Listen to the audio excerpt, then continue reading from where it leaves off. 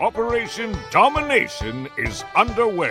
The ultimate game plan to dominate your NFL experience. With your hosts, Dan you gotta be confident about your Achilles when you show up. Yeah, I mean, I got him at and Adam LaRue. Don't hope to be great and dominate. Well, all right. Welcome back in Operation Domination. Don't hope to win, be great, and dominate. Make sure you download Operation Domination on your favorite podcast app and check out our video content when you go to our YouTube channel at the Fantasy Football Advice Network at FF Advice Net. Yes, in case you were wondering, my X handle is still at DMater91935. Screw the hackers. Screw them all. They're getting everybody, too. A lot of my friends have been going down. It's brutal. If you guys see a scam out there that says, hey, vote for me for my podcast opportunity, don't click the yes. As always, I'm your host, Dan Mater, joined here with Chase Stewart and Adam LaRue. I'm glad to see you guys are still intact on social media. Oh, yeah. Nope. Yeah, I haven't been clicking around. I kind of take it easy with that. Stay out of my own DMs and that kind of thing. Panning out well for you guys. Well, here's what we got on the Rocket Docket for you guys today. We are continuing on with the free agency frenzy with the fantasy football impact. We had a couple more trades. We had some more signings from last week that we didn't get to talk about. It'll be a little more rapid fire today. Not as many big names to get into, but some interesting ones right off the rip. And the trades were the most interesting from last week. So Justin Fields gets traded to the Kansas City Chiefs. Now, this is interesting from an NFL standpoint. Hey, Justin Fields going with Andy Reid. Could he somehow resurrect his career? Could he be the next guy to do that? But really, the question comes down to Patrick Mahomes. When's he going to be healthy? And the answer to that right now is looking like somewhere in the first 3 weeks. So does Justin Fields get to start? And if he does, what does it look like, Adam? He might get a couple, but to your point, I don't think it's like especially long that he's going ahead and starting. I think it's an interesting move because they got someone who provides some value outside of just being the backup for a couple games here.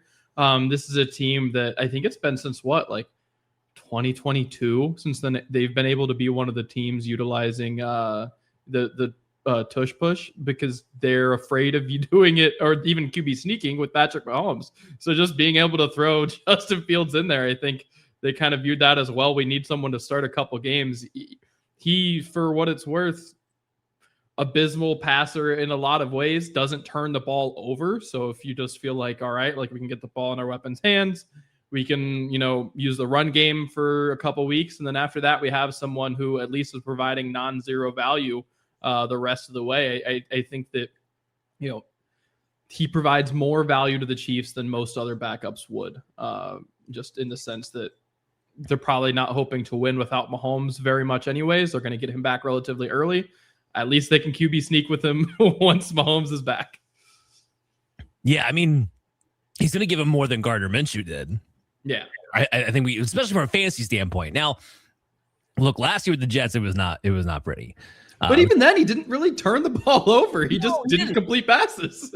No, you're absolutely right. He only had one interception in the 9 games that he started for the Jets last year. He had about 15.5 fantasy points. And for Justin Fields, despite all of his passing, inefficiencies, that's pretty low for him because he usually ran a little bit more, usually scored a little bit more. We just didn't really get to see that. And the Jets were a complete dumpster fire. It's why, Chase, I go to you a little bit. Like, it's hard for me to believe Patrick Mahomes will be the starter week 1.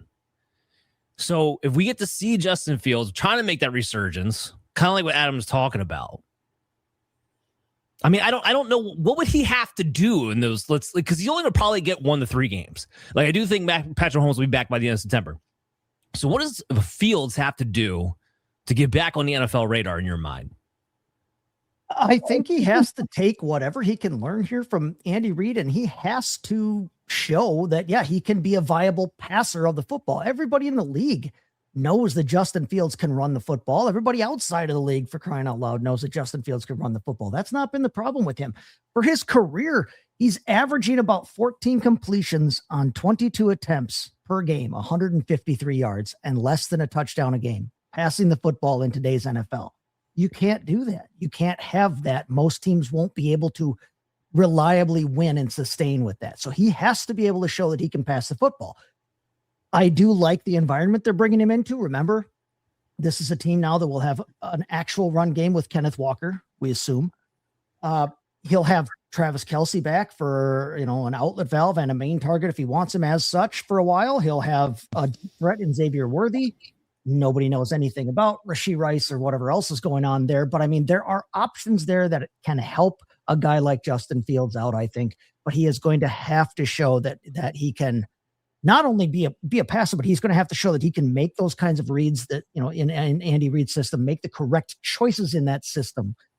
We know he can be a dynamic playmaker. We know he can play, off schedule and get out and be crazy and run around, but he's going to have to show that, he can actually run an NFL offense with Andy Reid and Eric Bieniemy calling it. I mean, Andy Reid did have Michael Vick back in the day, and I'm not saying Fields is on Michael Vick's level, but similar situation in the sense of Michael Vick was not an efficient passer, and he was considerably more efficient when he got with Andy Reid later on in his career. So we'll see. I think it's an opportunity for Fields. Interesting from a dynasty standpoint. If you've had him, this would be a good reason to want to stash him away. And even in redraft leagues, like if you're like me, where you punt at the quarterback position time and time again, I mean, Fields might be a streamer those first couple of weeks too. But the real fantasy value, the real fantasy conversation is going to be the rest of this team. Like until Mahomes gets back, I mean, I don't know if it would change where you're drafting guys for season long, but you don't want to get off to a rough start either. Now, here's what he did do. He helped out Breece Hall. Breece Hall was much better with Justin Fields on the field than when he was not. He was running back 14 in the games that Fields started. He dropped down the running back 20 for the year when Fields had to go away. But it wasn't a plus for Garrett Wilson. In 10 games played, Garrett Wilson only had 43 targets with Justin Fields. It's just over 4 a game. Mason Taylor was just behind him with 41. When you put those numbers together, that's where the real progress with being in a new offense is going to have to come from. Because you're talking about, if he doesn't get suspended, Rashee Rice and Travis Kelce, who in his own right, while he's falling down, was no slouch. He was still solid as a tight end one. And then you still have guys like Xavier Worthy. Like he's way more weapons than he had, obviously, with the Jets. But the issue really here is we've only seen Justin Fields really make one type of receiver relevant, and that was DJ Moore. And that had a lot to do with he just targeted the crap out of him. So even if he's better, he's not going to be single focusing on one type of target because you have more than that to feed in Kansas City. So I think this is where it gets kind of interesting, where maybe you're drafting Rashee Rice, you're drafting Kenneth Walker, you're drafting Xavier Worthy, you're drafting Travis Kelce with the idea that, like, look, September just might not be your month. And that's okay when you're drafting. That is okay. You're not here to win in September. But it's kind of interesting to me to see how this all shakes out. I think I'm more interested from the dynasty standpoint of, does Fields get an opportunity to resurrect his career, which seems to be the pattern that is going around the NFL right now. So interesting trade from that standpoint. But let's move on. Let's talk about Jaylen Waddle. This has explosive fantasy football impact right off the rip. He gets traded to Denver. I got to say, of the teams he got traded to, wasn't most super excited that he went to Denver. Just was not. Now, in Miami's case, they get a first-round pick back. They got draft day 2 capital back. They got day 3 capital back. Probably the best offer that they were going to possibly get. Now, what Miami's going to do, I don't know. We'll get to that at the bottom of this conversation. Chase, let's go right back to you. Waddle goes to Denver. What's your first thoughts? Honestly, I think it could be a really fun fit. Now, I'll tell you what I'm glad I haven't necessarily heard yet, and what I do not want to hear is anybody bring up the flippin' J word with Sean Payton. I don't want to hear about the Joker role. The Joker role. He's going to play the Joker role. Forget about that. Okay, what he is going to do is he and Troy Franklin are going to switch off between the Z and the slot, and they're going to move. They're going to be able to move those guys around interchangeably. Well, Cortland Sutton takes the X reps on the other side there. I think that's how this shakes out. And I like that. I don't mind that as a 3 deep setup in terms of your 3 wide receiver sets. I think that could be a really dynamic, really fun way to do things. And in Sean Payton's offense and the short crossers and things like that, getting the ball in Jaylen Waddle's hands, I think would really add a dimension to that team that they've been lacking consistently. We've seen flashes of it. We've seen Marvin Mims do it for a game here or there, but we haven't been able to see them do it consistently. Jaylen Waddle coming in there, I really like what that could do for Bo Nix. It doesn't really change my opinion of anybody else on that team. It doesn't necessarily make me downgrade Courtland Sutton, because I think that there is room there in that offense, in a Sean Payton offense. I think there is still room for that role, for that second role. Again, don't say the J word, but no, I actually think it could be a really fun fit. What word? And, the what word? Yeah. Up your... The first rule of Fight Club. It is. First rule of a Sean Payton offense is we just don't talk about the stupid Joker role anymore. Yeah, no, I hear you. Well, the good news is Jaylen Waddle's not that type of player that Sean Payton would typically put in a Joker role, right? He doesn't usually. He would rather have running backs with receiving skills in that role than receivers or tight ends. I think with short yardage skills. I think he would rather Reggie Bush, Alvin Kamara. Yeah, no, Sproles, Kamala. Yeah. Sproles. So I would agree with that. Here's what's interesting to me, because when I think of a Sean Payton offense, especially as of late, I don't think of a pass first team necessarily. I think of a balanced West Coast type of team. Bo Nix led the NFL in pass attempts. And if you're sitting there thinking to yourself, like, wait a minute, he did? You don't remember that? Yeah, that's because he still didn't even have 4,000 yards off of it, because it was that inefficient. 612 attempts, gets just over 3,900 yards, only 6.42 yards per attempt, the bigger one being the 8-yard ADOT.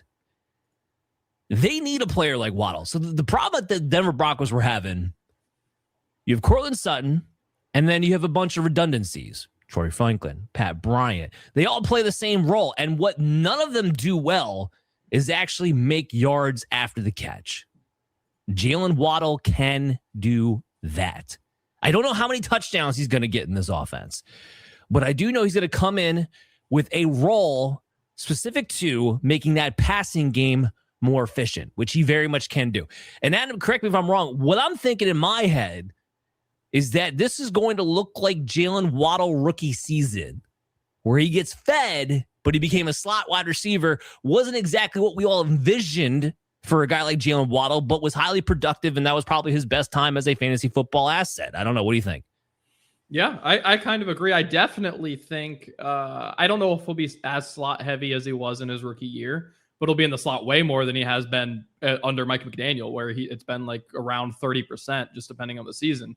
I think it'll be probably pretty close to 50-50. I think, like Chase outlined, he's probably the two. So if there's two receivers out there, then he's probably, that second guy. But then in three, I think there's a decent chance he's in the slot, or at least he's getting moved around a decent bit. But yeah, I think exactly how you outlined it is what the deficiency is for Denver, that they have a point guard at quarterback. They've got Rajon Rondo. He is not necessarily throwing to make the play. Like, he's not going to be the shooter. He needs someone else to make the play, dump the ball off and make the play. And Sutton can't do that. And Troy Franklin can't really do that. Like, Mims, kind of to your point, Chase, has shown spurts of being able to do that, but not consistently. So unless you're relying on RJ Harvey to be the only guy in your offense that can do that, like, you need a guy that you can just throw to 8 times a game and say, hey, if you get, 15 yards after the catch one of those times, then we're going to have a good day passing the ball. Because, like, exactly what you mentioned, like, 6.4 yards per attempt, 8 yards ADOT. Like, he's clearly not able to just throw guys open down the field. This is the only way you're really gonna, improve those numbers, improve as an efficient offense, if you get a receiver who can, after the catch, do those things. So yeah, I think it makes a lot of sense for Denver, despite how much it costs, but probably not the most exciting for Jaylen Waddle. No, yeah, exactly. Like, look, it doesn't get in Courtland Sutton's way. They can still run the offense based off of it. It's a fantastic NFL fit. Let's dive into the fantasy aspect of it. Because I think whenever a player makes a move like this, people tend, at least at first, to lean on the more excited side. Like, oh, he's getting a boost. He's getting an upside. He's going from a really bad team in the Dolphins, which no question, yes, they absolutely are, to a playoff team that was maybe a quarterback injury away from getting into the Super Bowl themselves. Now, I know that when you have our perspective, doesn't really necessarily matter fantasy wise, depending upon what the offenses that you're talking about. But that's how people think, and that's how they get excited. Last year, Denver had 120 targets to Cortland Sutton, just over 100 targets to Troy Franklin, 71 targets to Evan Ingram. Those were the top 3 guys that they targeted last year. So Waddle comes in. Well, goodbye, Franklin. Goodbye, Pat Bryant. You guys are there as backups, essentially, to Cortland Sutton, and somebody can run the outside treadmill, whenever they go 11 personnel. Here's what I have for Waddle as a baseline projection.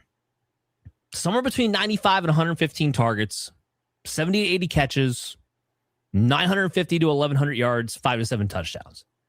I think it's a safe base floor for Jaylen Waddle. That all adds up to him basically being a wide receiver 2, wide receiver 3. And so kind of exactly what we've seen from him. Right.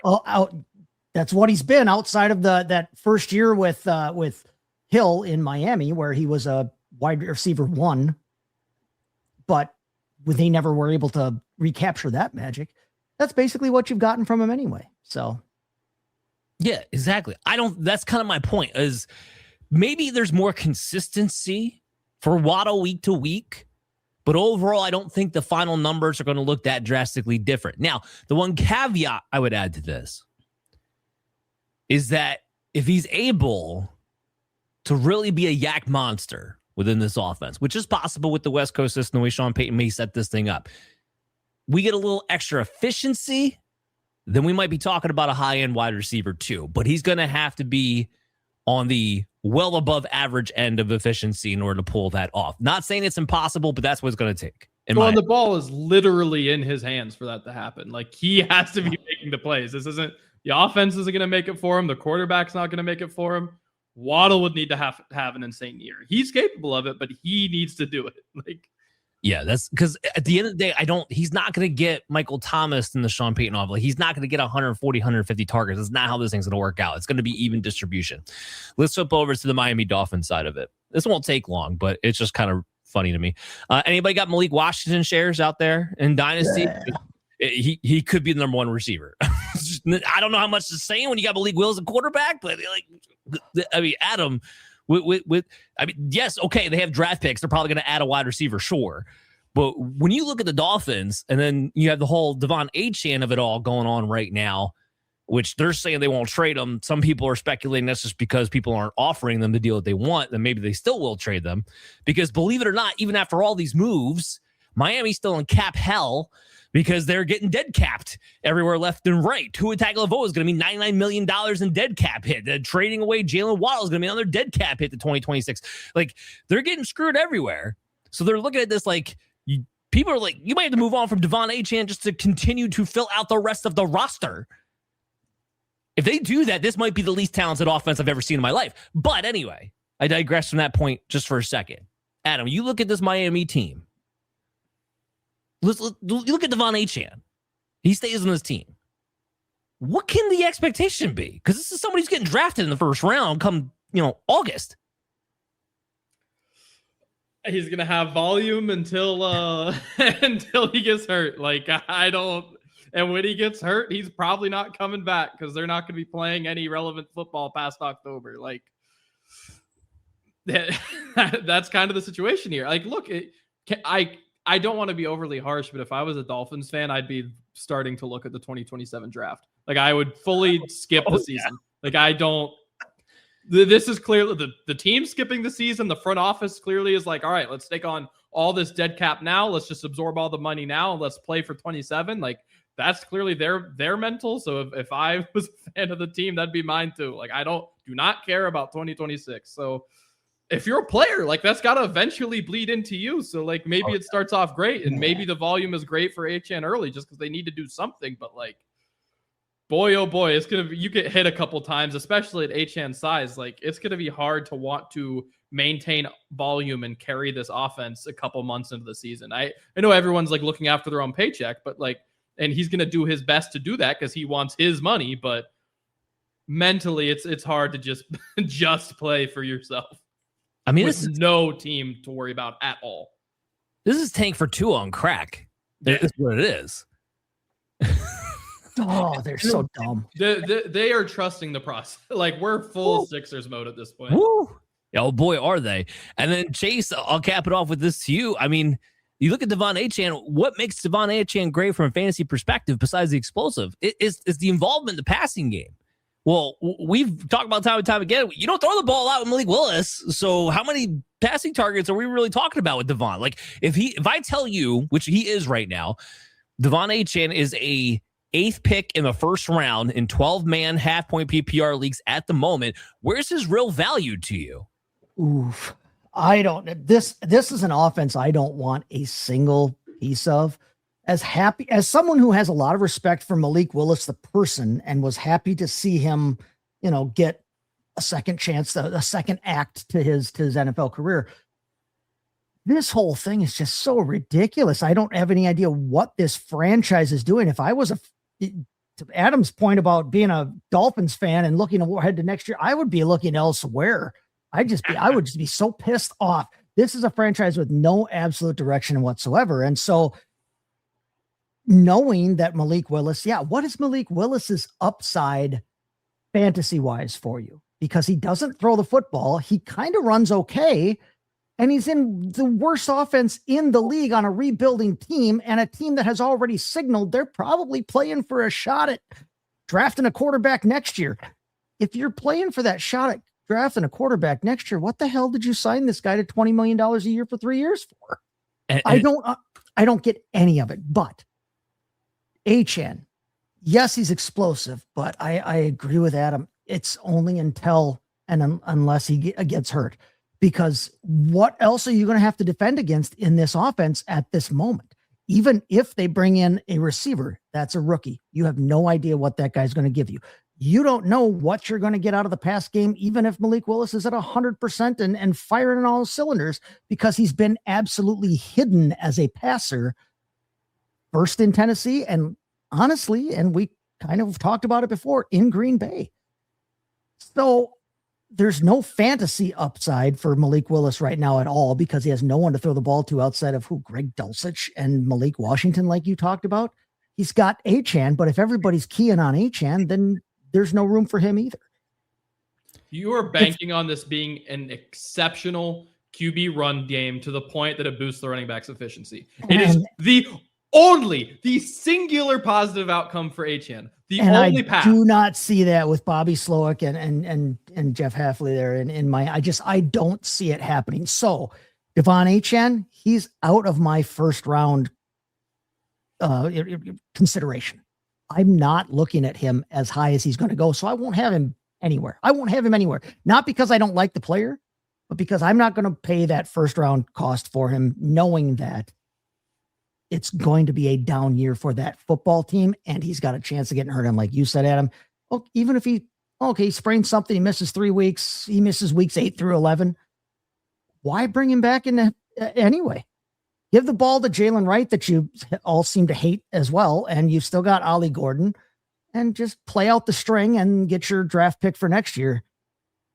What a absolute dumpster fire of an organization right now. I have no idea what the thought process is going on down there in Miami, but I would not, unless I was an out-of-town fan, I would not buy a ticket to a game in that stadium this season for anything. They're going to be cheap. I mean, I was just going to say, I forget exactly who said it, but there was, and this was in NFL circles, not in fantasy football circles, but somebody was out there saying that Malik Willis could be the best rushing quarterback in the NFL based on what efficiencies we could be. I mean, we don't know, because we've never seen him have to play more than 13 minutes. I'm like, look, I know Lamar Jackson was hurt last year, but come on, like, let's come on, let's not get crazy.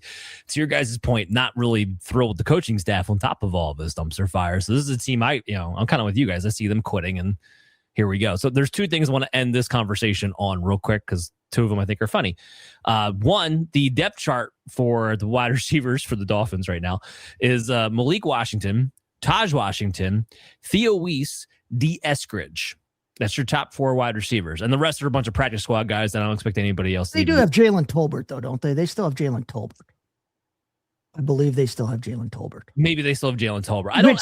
Yay, hallelujah. His contract. Tolbert. I'm not sure if they actually re-signed him or not because I think his contract was actually up this year. I thought he was back again, but even if he is, I mean, who gives a flying flip? Because it's not like he's ever shown anything. He's been a massive flame out in his career too. So if he's your number 2 or 3, that doesn't do anything for anybody either. Look, all I'm asking for is that my Malik Washington shares, of which I do have some in Dynasty, can he just turn to Wan'Dale Robinson for me? That's all I'm asking for. Just turn to Wan'Dale Robinson. Just get like 150 receptions for like 0 yards. 60 catches on 190 targets. Yeah. So, and then the second thing I want to end on was this, because I want to ask both of you guys, who's going to be worse, Dolphins, Jets, or Cardinals this year? Miami Dolphins. I think the Miami Dolphins are going to be absolutely terrible. I could get sold. I think it'll be the Dolphins. The Jets, I think, made decent moves. I think they'll still be bad, but I think they made decent moves. And the Cardinals could still figure out a respectable passing game. I don't think there's going to be anything respectable about the Miami Dolphins. And the thing about the Dolphins and the Jets, they're in the same division. And like, the goal needs to be for Miami, to beat Buffalo and beat New England, right? The goal needs to be job one because you're in the AFC East. To lose to the Jets. Who runs the East? It's the Bills and the Patriots. The goal should be to beat them. The goal should be to not be worse than the Jets. But that looks exactly like what they're doing right now, and that's. I think, to Dan, to your point, their goal might be to be worse than the Jets. Yes, it absolutely is. Arch Manning. Long term, there's just no direction there. It's God, Arch Manning, buckle up because you're taking your talents to South Beach. Speaking of the Cardinals looking like they might have a half decent passing attack, in the words of Adam, Gardner Minshew goes to the Cardinals. Now, there's a little bit conflicting going on. So, like, early on, there was a report saying that the Cardinals came out and said, look, Jacoby Brissett's going to be the starter. Gardner Minshew's there to be the backup. And then that kind of got walked back, or at least wasn't an official report. So now it's looking more like, well, this could maybe be a competition. Jacoby Brissett, I know this is a new regime, but Brissett was there last year. Showed you some stuff. I have to believe it at least leans towards Jacoby Brissett heading into week 1. Now, I want to hit you guys with some numbers real quick. Brissett in his starts last season, 45.8 dropbacks per start, 40.3 pass attempts per start, 19.9 fantasy points per start. Crazy volume. Here's the league average as the starting NFL quarterback last season. 37 dropbacks, 32.6 attempts, 17.5 fantasy points. My point is this, especially on the volume standpoint. It ain't going to hold. Like, that was a bubble, a perfect storm hit where we got this like fantastic, like Jacoby Brissett throwing the ball 50 times and we were able to live off of that fantasy wise. That's not going to be the game plan, especially early in the season. It's not sustainable in the NFL. So we're talking Jacoby Brissett. We're talking about a healthy Marvin Harrison. We're talking about, Michael Wilson. Is it real? Trey McBride. We still want to draft him as a top 2 tight end. The running back situation, Chase and I talked about last week, how that's a complete and utter mess no matter how you break it down. So we'll just focus on the passing attack on this one. Chase, I'll kick it back to you. When you look at those numbers, see what their situation is, what's your fantasy overall take with what the Cardinals are looking like from a passing standpoint? Ooh. It's another offense I really don't want anything to do with, and that sucks because you guys know, our listeners know, I am a Trey McBride guy. I love him to death, and he's one of my favorite players in the entire league, regardless of position, fantasy or otherwise. I love Trey McBride. But like you said, they are not realistically going to be able to throw. They're not going to be able to realistically throw the ball 50 times a game again. That's not going to hold. B, with the veritable like parking lot full of used car salesmen that they have at running back position, they're going to try to use all of those running backs as well. But with the drop back in volume, with the fact that we know it's going to be either Brissett or Minshew, and I don't think there's any way it's not Brissett for my money, to be dead honest with you. I think Brissett is a much better professional quarterback than Gardner Minshew. People can debate that however they want. But with the drop back in volume that there has to be, and with the fact that it's Nathaniel Hackett in the offensive coordinator's seat, and I trust nothing about him touching anybody's offense, it's going to make me probably be out on Trey McBride at the cost that I'm going to, like you said, you're going to have to take McBride with a 1 or 2 in terms of tight end 1 or 2, which means you're probably going to have to take him with a second round pick. Early third at the latest probably is when Trey McBride will be probably going in drafts. I don't want to pay that knowing that this is an offense that is steeped for regression. So I'm probably out on just about every single piece of this Arizona Cardinals offense. Dynasty wise, I still love McBride. Dynasty wise, I still like Trey Benson. I can't quit him again. Kind of like J.K. Dobbins. I'm stuck on broken running back mountain with him, but I'm out on this offense for next year, Michael Wilson or otherwise. There's not a single piece of this that appeals to me right now in this environment. Well, I mean, that's interesting because Marvin Harrison, despite him being disappointing, Michael Wilson, given how good he was last year. I mean, you're talking about guys who are at least going to be being drafted in the first 5 rounds, probably for fantasy football. And I will let somebody else draft their asses in the first 5 rounds because it won't be me. Trey McBride's going to get drafted in the top 3. That's what I said. He's going to take you either a second round pick or an early third. And knowing that he's probably due for regression just because life is what it is and math does what it does in reality.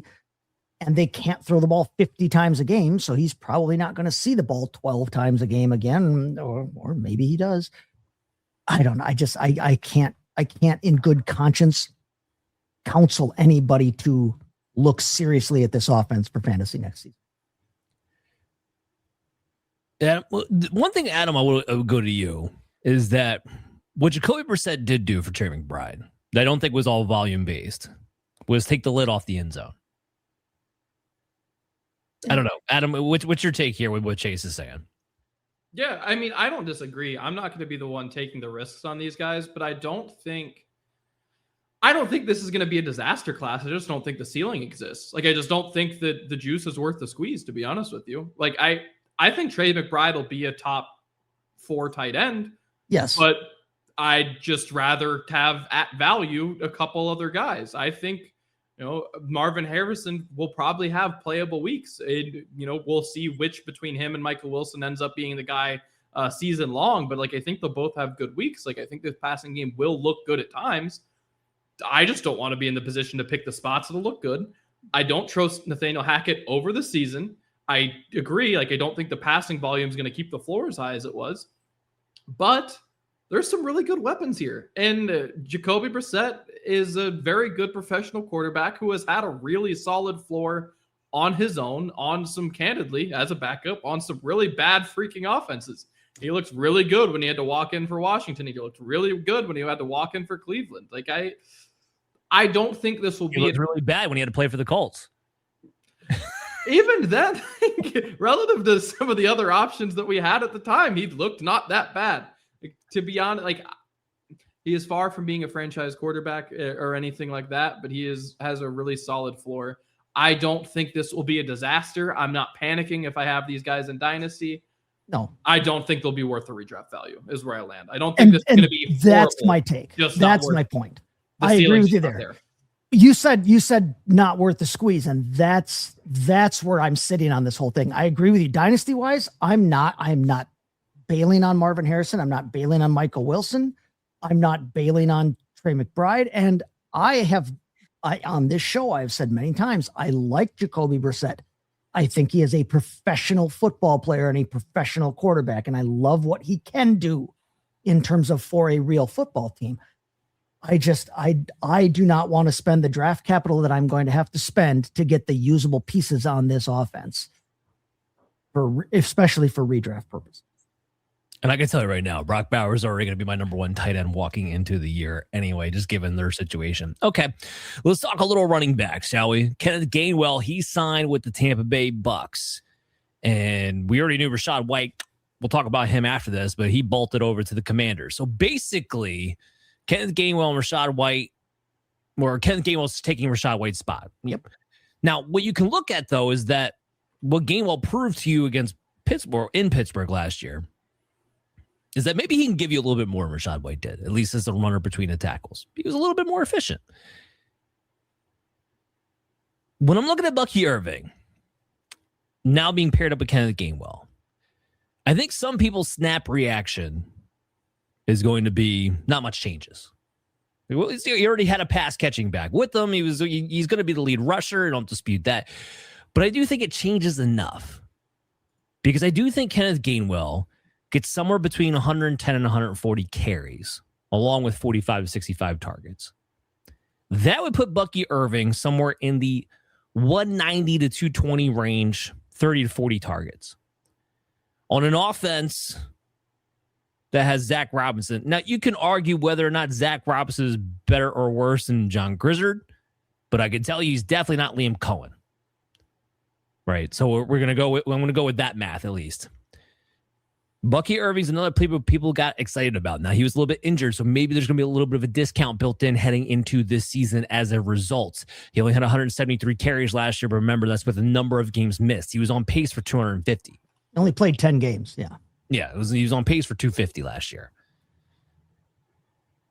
We're talking about a guy I think needs a little more volume as a pass catcher if he's going to be a top 12 running back, like a lot of people are expecting him to be. And I actually think this hurts his value to some degree. Now, to give you guys some perspective, last year, Rachaad White, now again, he played more games, but he had 132 carries and 42 targets, 18 red zone carries last season. Kenneth Gainwell showed that he was actually the better red zone back in Pittsburgh. I don't know. I'm trending down here on Bucky Irving. Where you at, Adam?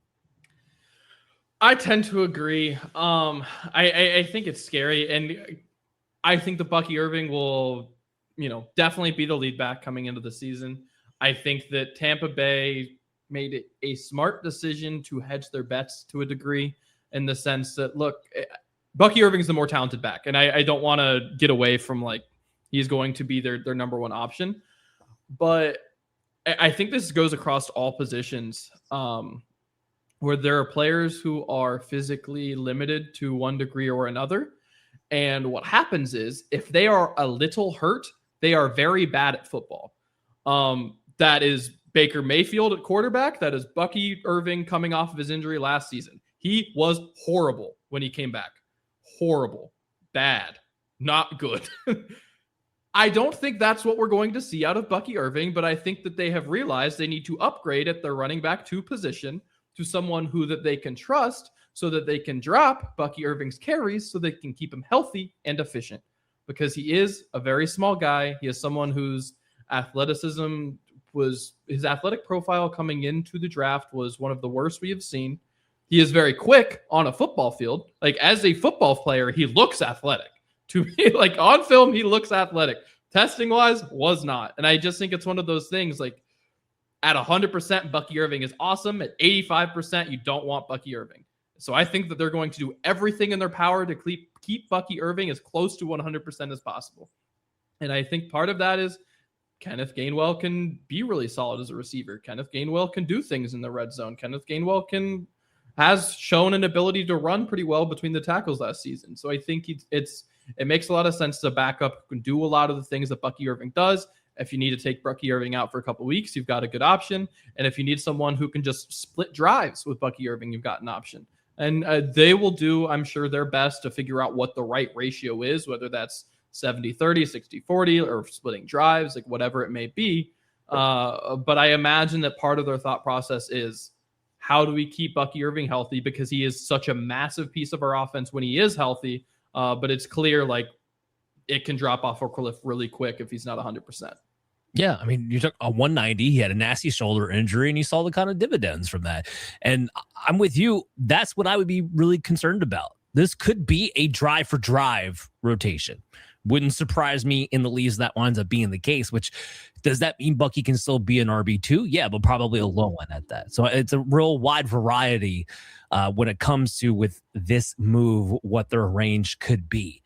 Let's talk a little Rachaad White, Chase, because he goes to Commanders.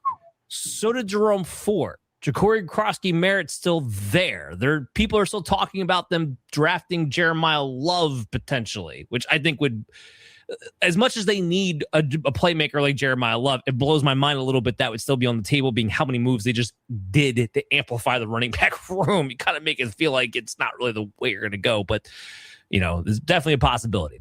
So let's operate under the assumption they don't go the Love route.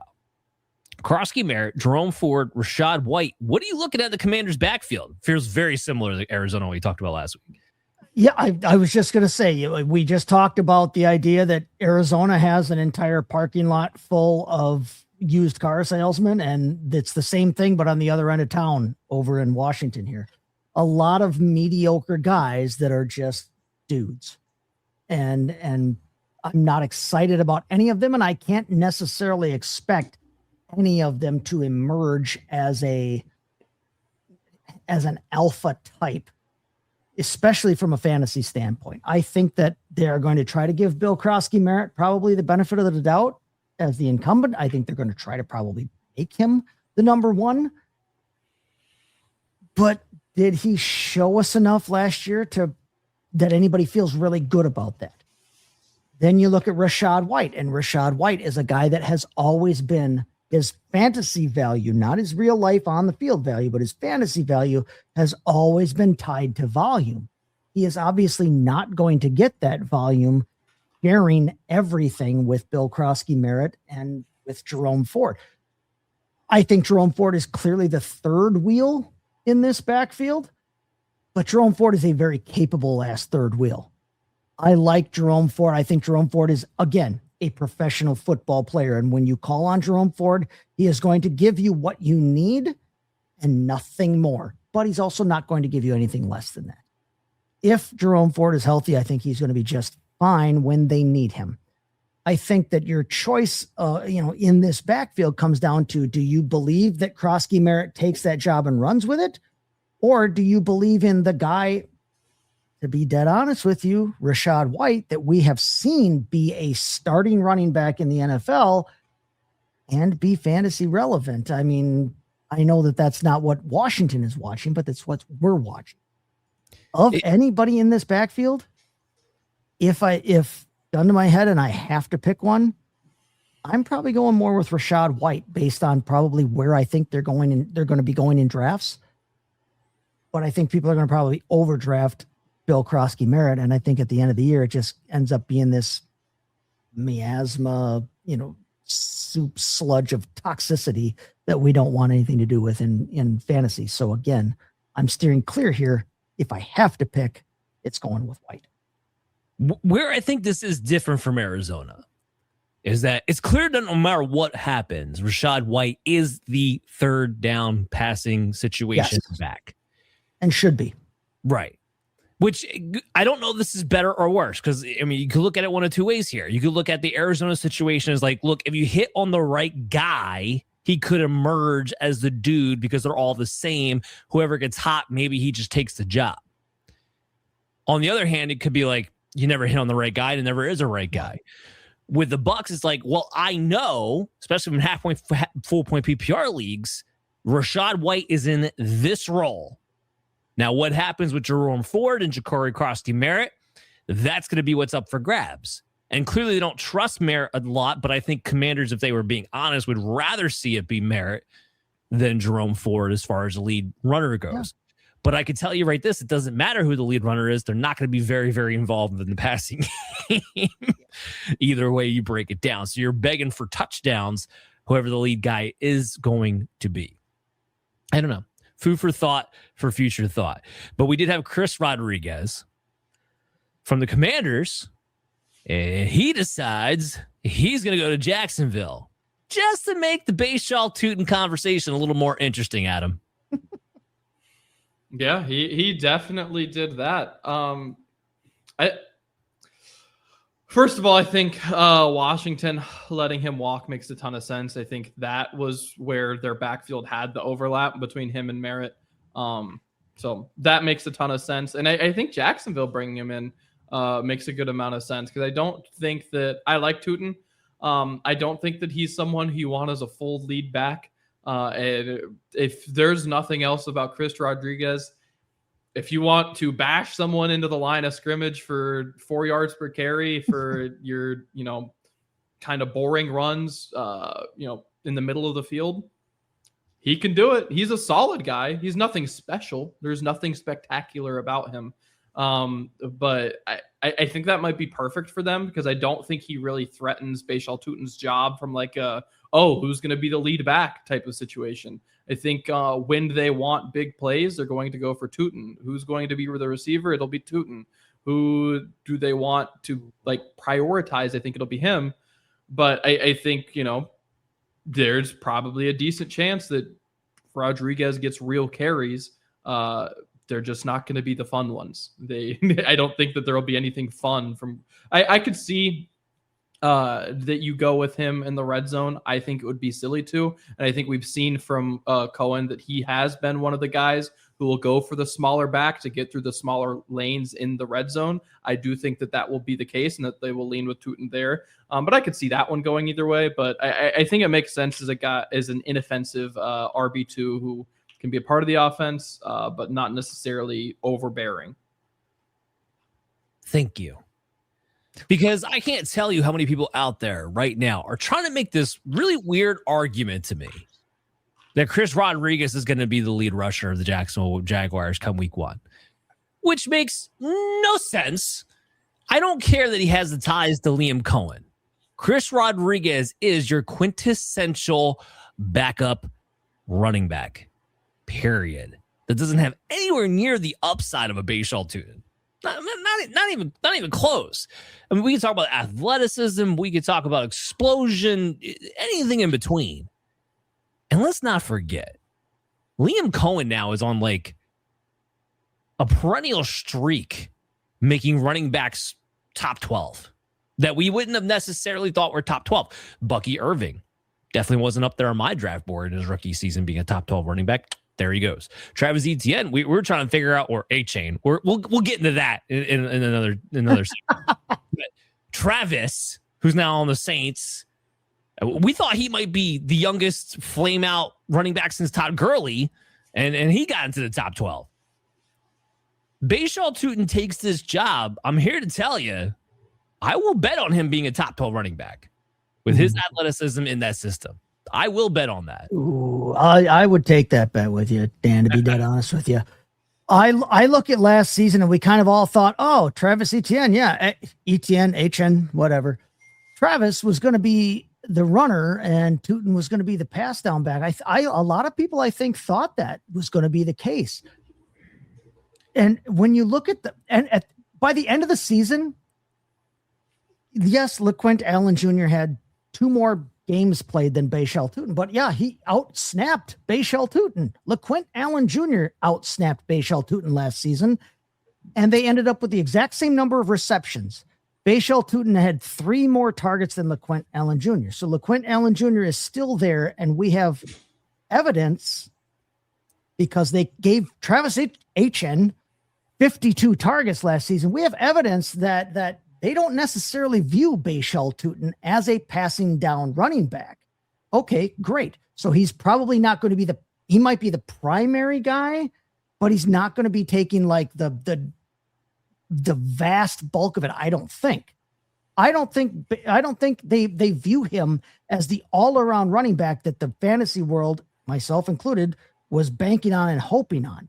Then you bring in a guy like Chris Rodriguez, who, yes, is not anything special, but is a short yardage hammer. And where does that leave Bashal Tutin in terms of, what his fantasy value and his role is going to be? Will he be the lead in this backfield? Very much so. I don't believe there's any argument about that, because I don't think either of the other 2 guys is capable of being a lead back type. But is he going to be that lead kind of back that gives you top 12 type running back numbers? I'm not so sure. I'm not sure that he doesn't get vultured on the goal line by Chris Rodriguez, and I'm not sure that he doesn't come out of the game on third down for LaQuint Allen. I took Bashal Tutin in a dynasty startup not 2 weeks ago because I was banking on this same kind of thing. I was hoping that he would be the guy in a Liam Cohen offense, and you guys know I love me some Liam Cohen, and you guys know how I feel on that. But this really worries me for Bashal Tutin. The Rodriguez signing just made me kind of rethink a lot of things about how I was viewing Bashal Tutin, to be dead honest with you. Not that I think he's going to overtake him, but I think he could steal enough off of there that, that top 12 run that you've talked about, Dan, might not happen. So a couple things. One, you know who got touchdown vultured last year and was also taken off the field in passing situations? Travis Etienne, who still had 13 total touchdowns and still had 47 targets for being the guy in between the 20s. You know who he was vultured by in the red zone? Bashal Tutin. So this is where I fire back, because the people who thought Bashal Tutin was going to walk in and be the pass catching down back were people who did not do their homework. Because if you did your homework, you knew that he couldn't pass protect worth a lick. And that being a receiving type of back was not really what his forte was coming out of college to begin with. That's not where I had him at. Now, where I thought Tutin may have some value his rookie season, because I didn't think Etienne had it in him to actually have a resurgence. I thought maybe Tutin just takes over at some point because Etienne flames out because he's so inefficient. And by the way, he still wasn't all that efficient last year, but just got the job done. And again, I'll go back to still had 13 total touchdowns, still was taken off the field by LaQuint Allen. LaQuint Allen can have the passing down work. Chris Rodriguez can be a battering ram once every 4 games, because that's exactly what he's going to be, because ultimately he doesn't give you a ton. I want Bashal Tutin to be the next version of Jamal Charles. Jamal Charles didn't get a ton of red zone looks. Jamal Charles was not the passing down back, but he was explosive as hell off of 15 opportunities. That's what I want Tutin to be. And that in this system could be enough to be a top 12 running back. We've already seen it happen. So that's where I kind of come at it with Bashal Tutin. Let's move on here, though, a little bit, because we still have some more guys that we want to talk about. We're still on running backs. Rico Dowdle will not die. He won't go away. And I look at Rico Dowdle, and I shouldn't hate on the guy as much, right? He's coming off a back-to-back 1,000-yard seasons against all odds. No one expected anything out of Dallas. He goes to the Panthers, who had just signed Chuba Hubbard to this big contract. We weren't expecting him to be a big factor there. It did like 200-yard games, like back-to-back. Now he goes to Pittsburgh. First of all, let me just get this off my chest, because I've been a big Jaylen Warren, I want to say attacker, not defender, attacker. As far as I never understood why people want to hype up Jaylen Warren to the point where he's supposed to be something more than what he is, because he is what he is by the literal definition of that phrase. But Rico Dowdle has experience with Mike McCarthy. Jaylen Warren, maybe he goes back to being more of a receiving type of back that Kenneth Gainwell kind of took from him last season. That's quite impossible. But I look at this like Rico Dowdle is going to be the lead back in Pittsburgh. What do you think, Adam?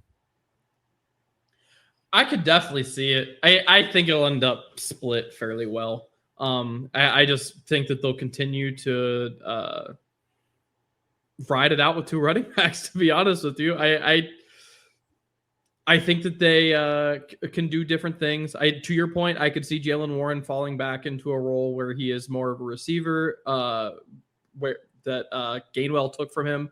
I could see him kind of being the change of pace guy, because I think at this juncture he's a little bit more explosive. Rico Dowdle used to be that for Dallas when he was with McCarthy, which is really funny, but I don't think that's what he is these days. I think he is more of just a really smart, savvy runner between the tackles, and just a guy who I think reads the field fairly well, like as a veteran running back.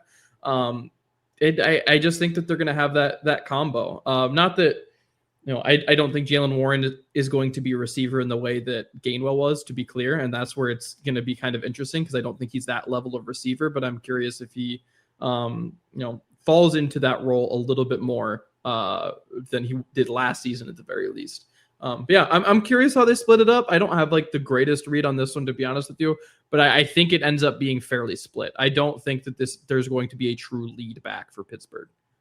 Fairly split could be a good way to put it, because just look at their numbers from last year. I mean, Rico Dowdle, 236 carries, and Jaylen Warren, 211. Rico Dowdle had 46 targets. Warren had 42 targets. Yep. Dowdle went over 1,000 yards. Warren was just short of that with 958, and they both had 6 rushing touchdowns. It was very even. And the thing about Dowdle is that you don't pigeonhole him as just a rusher either. Like he's so I'm with you. Go ahead, Chase.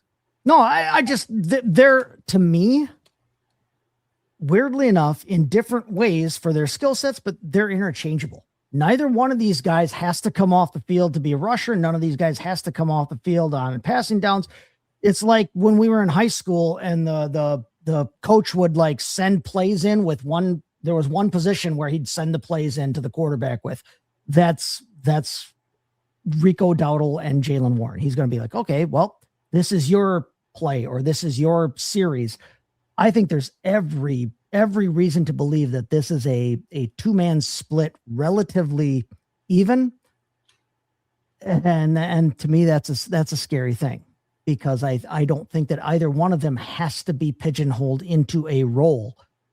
Jaylen Warren, despite I think all of us thinking of him as a passing down back, is not necessarily has not been any more of a pass catcher in his career than Rico Dowdle has. And I think they both have shown that they can be, the guy, at least for short spurts. So I think that this has all the makings of that RBBC running back by committee, and draft accordingly.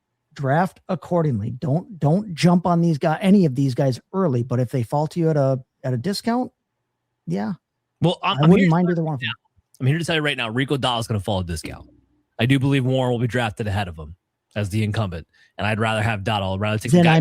I am much more in on Rico Dowdle in that circumstance. I am much more in on Rico Dowdle than I am on Jaylen Warren. 100%. Okay, so there's one last running back I want to get to. This isn't a guy who switched teams, but Adam, I'm going to kick this to you because it's going to be more of a dynasty situation. And funny enough, I thought this was actually beneficial for RJ Harvey that J.K. Dobbins re-signed with the Denver Broncos. And the reason why I thought it was beneficial, it became very, very clear to me just the way the Broncos handled RJ Harvey being the top guy on the depth chart last year. He was going to get paired up with somebody. And I think it's worked out best for him that it be Dobbins coming back for a couple of reasons. One, RJ Harvey gets to maintain what he is actually good at, which is a pass catching back who can be prolific in the red zone off of that role. Two, J.K. Dobbins cannot get through an entire season healthy anyway. So RJ Harvey becomes a heavy, need to own handcuff. Now, here's what's interesting to me from a dynasty standpoint, which I want to kick it to you, Adam. The second J.K. Dobbins gets hurt and RJ Harvey is the starter, I feel like I need to sell because the value, I think, can only go down from there. Because I don't think RJ Harvey ever really takes this backfield over consistently. I don't know. What's your take on this whole thing? Yeah, it's been really tough for RJ Harvey. I liked him a lot coming out, and I think part of that was I liked him a lot as a runner, and I thought he could be a pretty good runner for a team. I think what's been interesting with Denver is they've just been really gap heavy, and I just don't know that that's going to be his game in the NFL. And with that, I tend to agree. Like, it keeps a relatively solid pairing intact. Like, they fall into the roles fairly naturally. He'll get a chance probably at some point. To your point, like, I love Dobbins. I hope he stays healthy. He probably won't. Yeah, I think it makes a ton of sense. I think it was very beneficial for Dobbins just to literally just stay at a team for the first time in however long. And I think it makes sense for the pairing. Like I said, they just fall into the roles really well. And if they're going to continue to be really gap centric, then that works well for Dobbins, and Harvey can just focus on being a receiver, and maybe he can develop into that. Like, I do think he's someone who showed really good vision in college, so maybe he can develop into it. But I think for now, it's just not his game as it stands.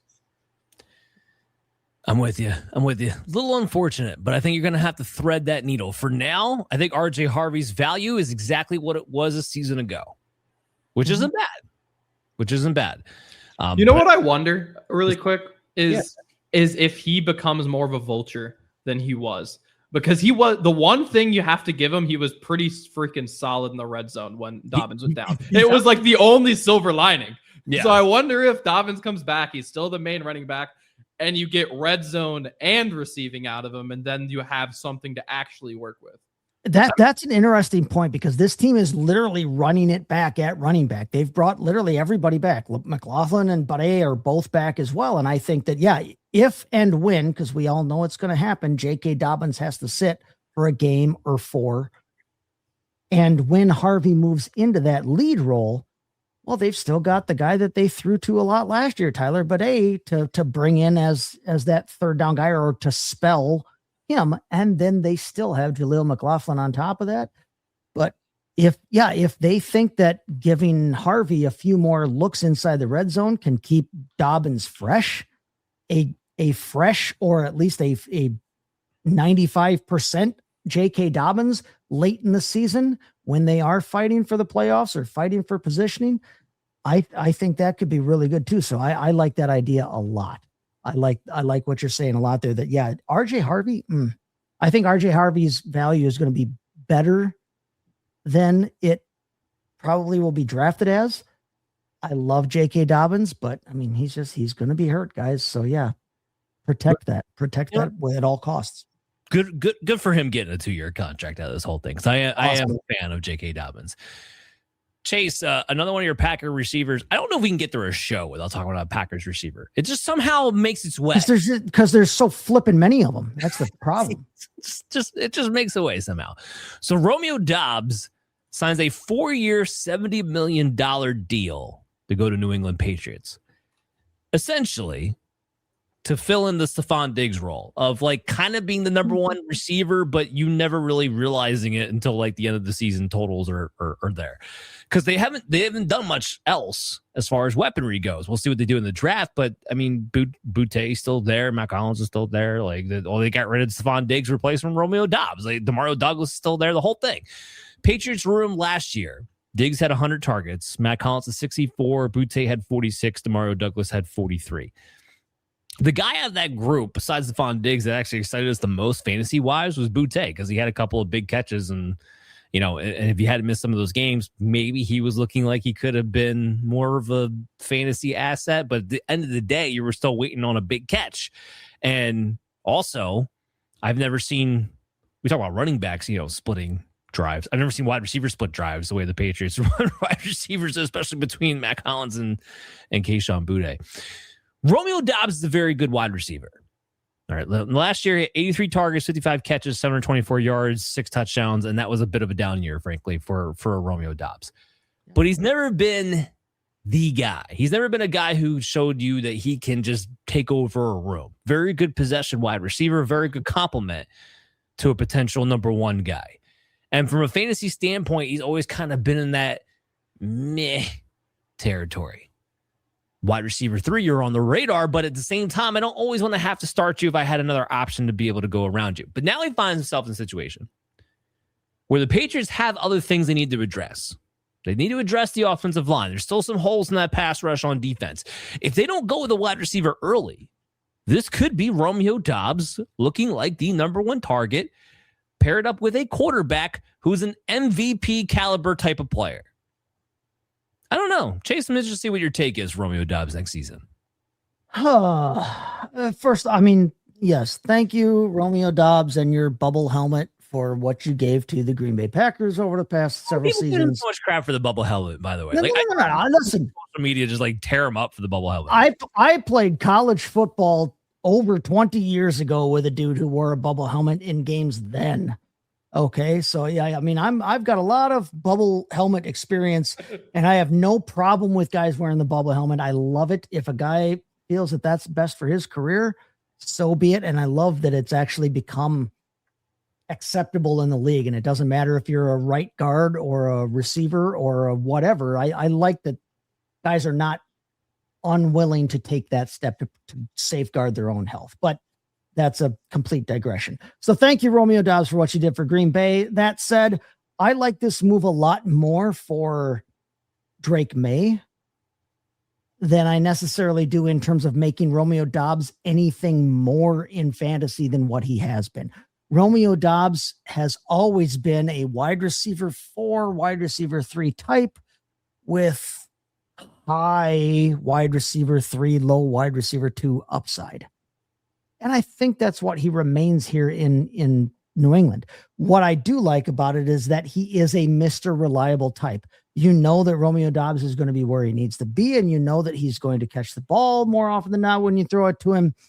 And I like that he can be that kind of an option and an outlet for Drake May. I think they still need to get Drake May an actual playmaker in that wide receiver room. But this is a franchise that has shown repeatedly over the past, all of their existence that they have no idea what to do when it comes to drafting wide receivers and developing wide receivers. Remember when we were all so excited about Jalen Polk and Javon Baker a couple years ago? Where are both of those guys? Oh, that's right. Nowhere to be seen on this depth chart right now. So Romeo Doubs, in terms of his fantasy value, I think I'm going to be out on him because I think that the excitement over him being there or him being the guy, the perception that he's the guy is going to lead to him being drafted higher than what I think his value actually is, which is, like I said, a wide receiver 4, wide receiver 3 type in terms of the points per game that he has given you in his career and the performance that he's given you in his career, even as Green Bay's lead receiver. That's what he's offered you as a fantasy asset. I'm not going to want to pay the draft capital that it's going to take to get him on my team for that kind of a return. So I am much happier about what it means for Drake May in terms of his development, in terms of what he'll be able to do in the passing game, than I am in any way, shape, or form thinking that this is going to turn Romeo Doubs all of a sudden into a lockdown fantasy starter. I don't disagree with what you're saying. What I do think is a little more interesting. This isn't Stephon Diggs coming off of an ACL injury. And Romeo Doubs is reliable. Like that's what he is. He's reliable. He's going to be exactly where Drake May wants him to be on the field. And that gets rewarded to some degree. I'm more making the argument of I think he could be a mainstay, higher end wide receiver 3. But if that's his ceiling, no, I don't want to draft him as a wide receiver 2. He's never had 100 targets in his season. Look, I have not seen. We'll see what happens when it comes summertime, but I have not seen any ADP or any consensus ranking that would indicate that people are actually going to draft Romeo Doubs as a top 24 wide receiver. That's very early. It is very early. It's very early. I'd be very surprised. Very surprised. So here's what I want to end the show on. This is a little bit of a curveball for both these guys. I'll start with Adam and then go to Chase. Because next week we're going to be talking about quarterbacks. We're actually getting ready for the draft. So this is going to probably, unless there's some big breaking news over the next couple of weeks, this will probably be it as far as us talking about, free agency and trade talk for fantasy football purposes. So Adam, what's the number one fantasy move that stuck out to you so far this offseason? Oh gosh. I don't know if I have a great answer for you off the top. I need to think about moves a little bit more. Yeah, I feel like I'm at a disadvantage here because I wasn't on last week's show. That's true. That is a good point. Here, so I will go first. There's a lot of moves I'm really interested in. Kenneth Walker is by far my top guy. It is by far. And I clearly stole Chase's. The Chiefs, when they have a running back that they're not rotating, that they commit to within that Patrick Mahomes, Andy Reid offense, they're a top 12 guy. Yes. Like even Pacheco was borderline top 12 running back when they committed to him. Kenneth Walker, who's explosive, who never got utilized enough in the passing game the way that he should, probably will have at least some of that opportunity in Kansas City, at least more so than what he did. Like Brashard, don't get me twisted. Brashard Smith's still going to be the lead receiving down back, but Kenneth Walker is going to get more involved because it's a pass-heavy offense. Just in general, he's going to get more overall targets. You put him on that team, again, Xavier Worthy, Rachaad, Travis Kelce, who's still serviceable, Patrick Mahomes when he's healthy. Play action could be devastating. Walker is not going to have 9-10 guys in the box. And that's something we haven't been able to see. And he's not going to have a Zach Charbonnet breathe. Who's going to split with Kenneth Walker? It ain't going to be Brashard Smith. It's not going to be the ghost of Kareem Hunt. This could be the best fantasy running back the Chiefs have had since Jamal Charles. Like, we're talking about top 12 guys. So that is definitely by far my number one fantasy move. Chase, I'm sorry. You beautiful bastard. Yeah, you completely stole mine. If I have to sift through the ruins of the rest of the league and pick out one that I think might have the most fantasy significance, fantasy relevance, I'll go with DJ Moore to Buffalo. Yeah, that's a good one too. I think that might stand a chance of actually being a move that finally helps Josh Allen out in that pass game. And there have been precious few of those in his damned career, which sucks because obviously we've got one of the most talented quarterbacks in the entire league, and they have never really given him anything to toss the ball to at a position where you're supposed to toss the ball. So if I can't use Kenneth Walker because you already did, and for that, no, I would say, okay, DJ Moore to the Bills is going to be another fantasy significant move.